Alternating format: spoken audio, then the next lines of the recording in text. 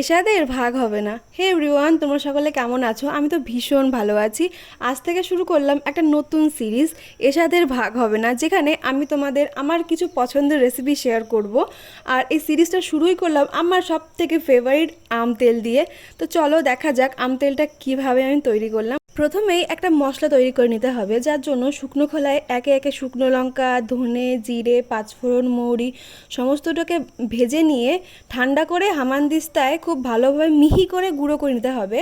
তারপর কড়াইতে সর্ষের তেল দিয়ে তার মধ্যে পাঁচফোড়ন, শুকনো লঙ্কা ভেজে তার মধ্যে আগে থেকে নুন হলুদ দিয়ে একদিন রোদে দেওয়া আমগুলোকে দিয়ে ভালো করে এপিটোপিট করে ভাজতে হবে। আর তার মধ্যে প্রয়োজন মতো লবণ দিয়ে দিতে হবে।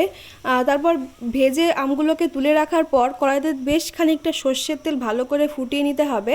তারপর সেই ভেজে রাখা আমগুলোর ওপর তেলটাকে ঢেলে দিয়ে ঠান্ডা করে ওর মধ্যে আমরা যে ভাজা মশলাটা করেছিলাম সেটা দিয়ে দেবো।